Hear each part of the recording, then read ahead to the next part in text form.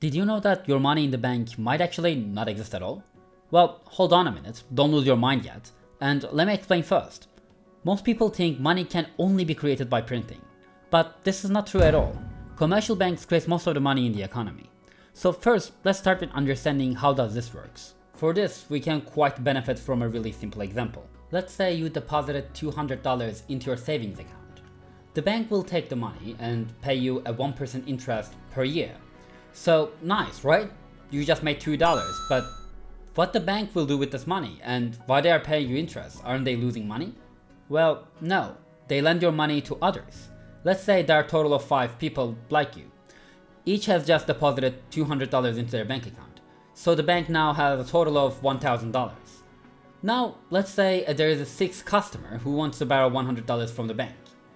So the bank will take 10% from each one of your accounts and give the new customer the $100 loan with 5% interest rate. Since the bank pays you 1%, they get to have the remaining 4% to themselves, making them a small profit. But then you might ask, what about my money? Well, when you check your balance, you still see your $200. All these 5 depositors do. But wait a second. Let's count the total sum again then. You and 4 others have $200 each, so there's $1,000. And now there's that 6th customer who wants to borrow money, which also got $100. So 1,000 plus 100 makes $1,100. But wait, didn't we put $1,000 in total? Yeah, we did. Bank just effectively created $100 out of thin air. So wait, is that even legal?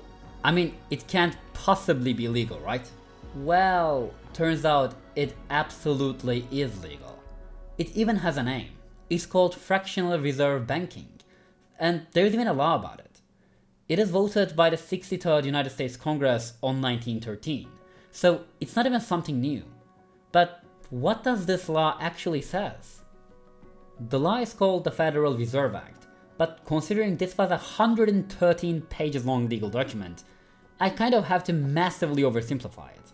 But basically, this law says commercial banks only need to keep roughly around 10% of the money deposited as cash, and they can loan the rest out, effectively allowing banks to create money out of thin air.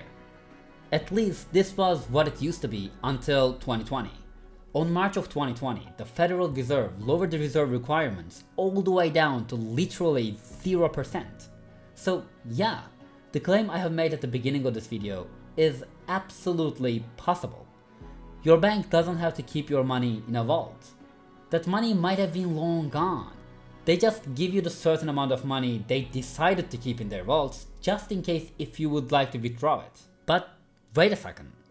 Doesn't this mean if everyone wants to take their money out of the bank at the same time, the bank literally doesn't have their money to give it back? Exactly. And this situation called a bank run. And this is when the system starts to crack. And in extreme cases, it can even cause banks and even entire economies to crumble to ground. But this will be our topic in another video. As always, thanks for watching this. And if you would like to see more videos like this one, please leave a like. And don't forget, the world isn't simple, but it can be understood.